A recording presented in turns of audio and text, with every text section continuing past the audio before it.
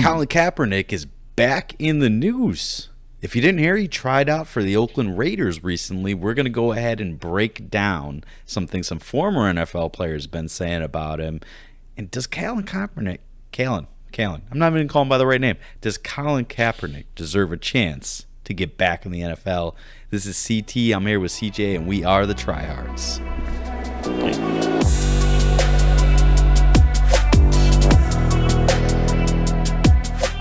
Recently, Colin Kaepernick had a chance to try out with the Oakland Raiders. Everything I've read so far is he did not wow anybody, but overall it wasn't a bad workout. People are saying that they were still impressed with his arm strength, and they were still very much impressed with his conditioning. So he can throw hard and he can run a lot. We all knew that. Everything I've looked at, and I'm not an NFL scout, so take this with a grain of salt. I was not impressed. But you and I I'm might not disagree. The person he has to impress. No, exactly. I was going to say, you and I might not need to be impressed by it. It's really the Oakland Raiders organization. No, did I say Oakland? It's an old habit. Yes, it's the Las Vegas. Las Vegas. I've been saying Oakland this whole time. Old habit there. So as long as the Las Vegas Raiders are happy with his performance, I guess that's all that really matters. One person they did actually have a chance to talk with afterwards to ask how he'd feel if Colin Kaepernick were to join them was Derek Carr. And he was quoted as saying, "I don't want to speak for everybody in that kind of sense. I don't want somebody mad at me for saying I think it would be great, but I know him and I get along with him great. I know we have in the past, and I think we would again. I think for the most part, I think he'd get along great with our guys." So, I mean, it kind of helps to have the starting quarterback endorse you. Yeah, it doesn't hurt. And who knows, maybe Colin Kaepernick is willing to come into the Raiders and he realizes he's not better than Derek Carr. And he says, hey, that's fine. I will sit behind Derek Carr for 2-3 years, collect, $1 million a year? He's not going to be broken. He's not going to be any kind of physical danger because he's not going to see any playing time. I would happily take that job for him. Yeah, I will sit there and hold Derek Carr's clipboard all day long. Look, it's got to be helpful to have the starter's competence, right? That's good when you go in there to try to take a backup role. I'd say that Colin Kaepernick's ability to accept that he's not as good as Derek Carr is really going to be a leading indicator.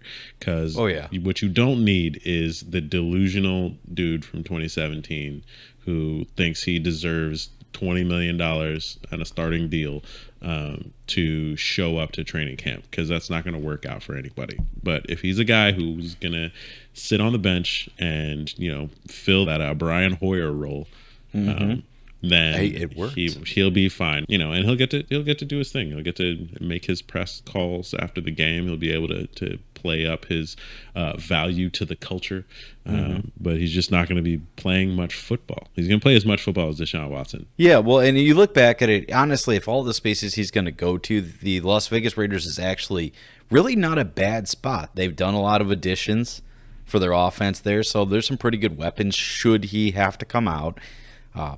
Las Vegas is a great market for him to be in. They're going to be very much in the public eye. And let's be realistic, the Raiders' PR right now, well, in the last year, has not really been great with everything that happened with Gruden. So a move like this could be just really a PR stunt. Yeah, they could probably use some positive black press. I don't know if this is going to get it, but that's obviously a consideration. I don't think they're bringing him in because he's the best backup available.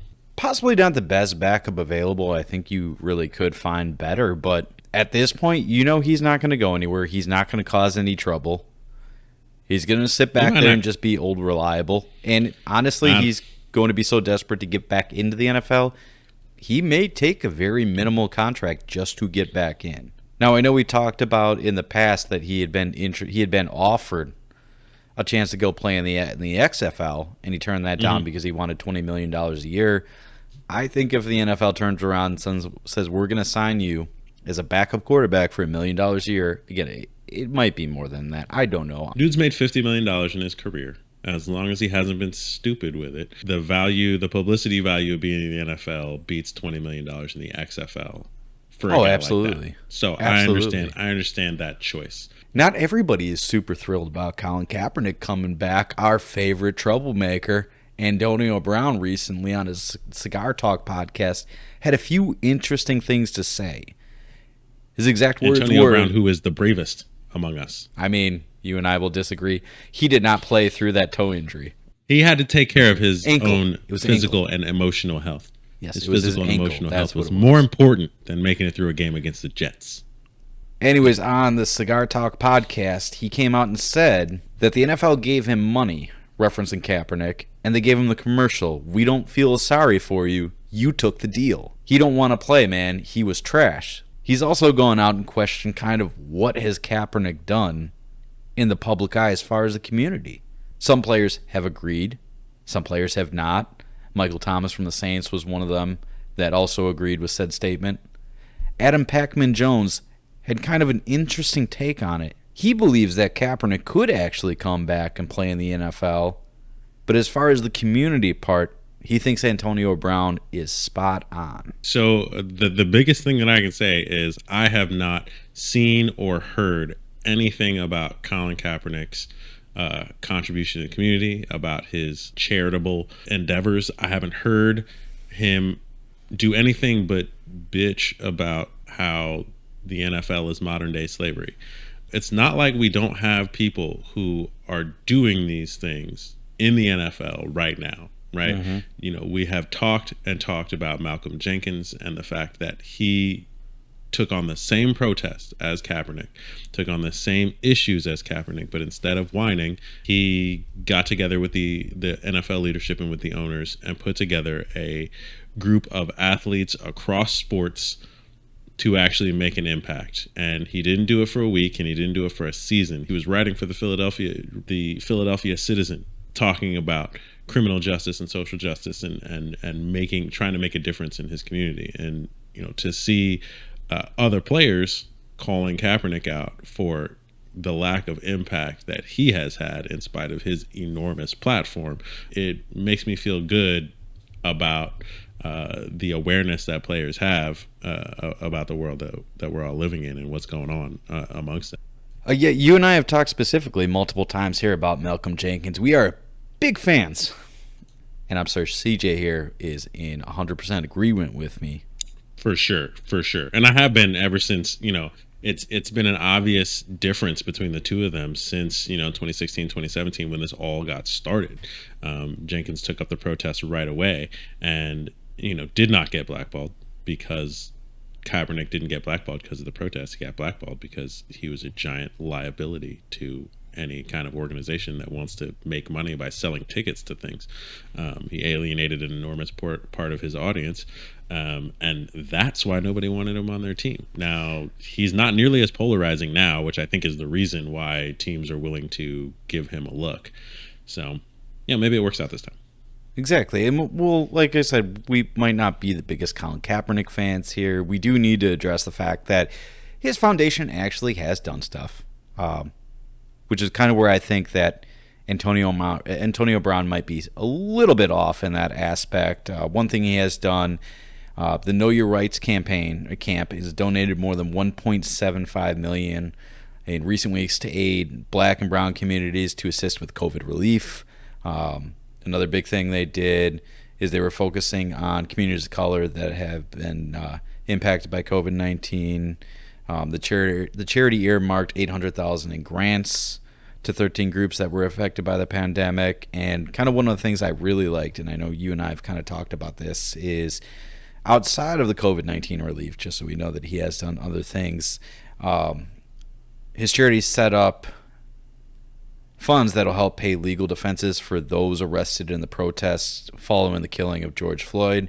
And currently it's dedicated at least $200,000 to groups in cities such as Atlanta, Detroit, and Miami to help cover bail funds, and has given $450,000 in grants for essential living costs and rent relief. So he did do something. So I can't sit here and say that he did nothing. Yeah, he did something. Okay. We can't say he did nothing. Now, the irony here, if Colin Kaepernick does want to come back to the NFL, one of the big things that it makes me question is just not that long ago, he was comparing the NFL draft to modern day slavery. Now, his justification behind it is that these guys going through evaluating the talent is poking and prodding them, and they're trying to get all these very, very, very personal details about you.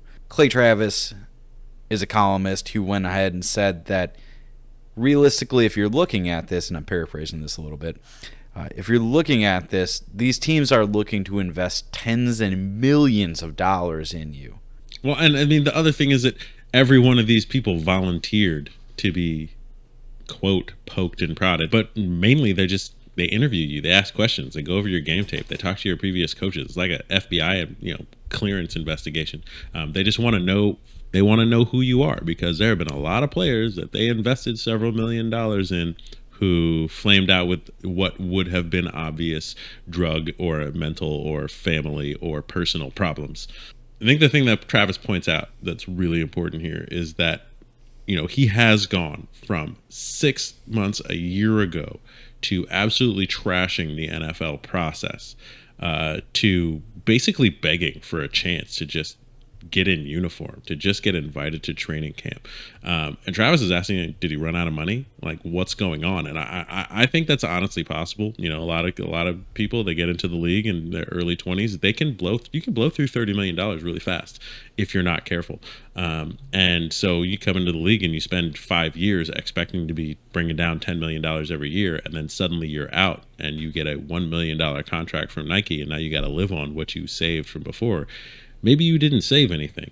Is it the money, right? Is the money the thing? Because he was so strident in all of his comments and his refusals to take money from XFL, to take money from the Canadian Football League, that now just suddenly being like, yeah, I'm willing to come in as a backup. Like, it raises a lot of questions. Honestly, one of the biggest questions I think that comes up is, the whole culture seems to have moved on to drag queens for kids and has completely forgotten about Black Lives Matter after the Patrisse Cullors mansion scandal. That might also be a huge part of this, that all of the cultural influence he had has now moved on to another marginalized group that he has no way into, being just a straight dude. And so he's got to go back to where he was hoping to make his money before, and he doesn't have the leverage that he had in 2017, 2018 to hold out and get support from other places. Well, and then we kind of go back to what Clay Travis here is saying. We kind of put all that behind. We say maybe the Raiders actually do give him a chance. Maybe he can get in the NFL, even if it's not with the Raiders. Now, it's been a couple years since he actually last played. A couple. It's been six. It's been six. So he hasn't played in 6 years. So is he really the best option? I'm just going to go ahead and throw some names out here. So you go ahead and you tell me, would you take Colin Kaepernick or the player I mentioned, Ryan Fitzpatrick? Fitzmagic all the way. Okay. Cam Newton. Obviously Cam Newton. He's got an MVP. Colin Kaepernick doesn't. I didn't, unfortunately, neither wasn't the option there. That's what I would have gone with. And I'm going to wrap up this list here. Andy, the Red Rocket Dalton. Mm-mm. See, I knew I had Andy one Dalton. on you. Yeah, so that's kind of where he's kind of facing that little bit of an uphill battle, is even if he gets through this, if he's able to put his ego aside and says, I'm going to go ahead and take that backup role, I'm just happy to be back in the NFL, even if it's a minimal contract, the opportunities of being in the marquee of the NFL are going to pay him handsomely. Now, the question will be, if he gets on a team, are they going to make him sign something that says, you are not allowed to kneel? Oh, that is a question. Actually, that's an interesting question. Before we get there, I just want to say, I don't see a world where you have Cam Newton available to you as a backup quarterback and you take Colin Kaepernick. I would take Nathan Peterman.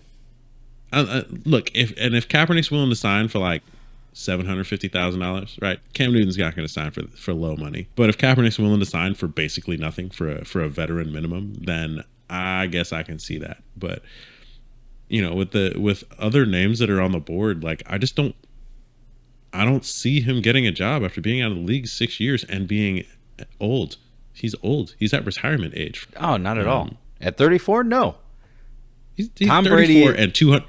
He's 34 and 231 days old. And don't bring Tom Brady in here because he is just some sort of machine. But Aaron Rodgers here. Here's another example. Aaron Rodgers is 38 years old as of today. Tom Brady is 100. That's wonderful. Several really, really great players have gotten into their late 30s in the league. I'm not saying it's going to be for everybody. I'm not saying everybody's going to be able to play. But 34 years old, I think it's still doable these days. Players have changed their diets. They've changed their training. I'm not saying he couldn't do it if he had been in the league. But he's been out of the league. I think if he had been in the league for the last 6 years, based on the trajectory of his career, he would have already retired. Okay. I would agree. Based on where his career was going, he would have already retired. So he's taking this time off. He didn't get better at football while he was taking this time off. How is he going to suddenly reinvent himself right now? All right, we'll end this by asking: is there any active quarterback in the NFL that you would take Colin Kaepernick over? Any active quarterback? An active quarterback, I would prefer Colin Kaepernick to. Can I duct tape his mouth shut when he's not on the field? I feel like that would be some sort of human rights violation, and then you would be protesting because of that.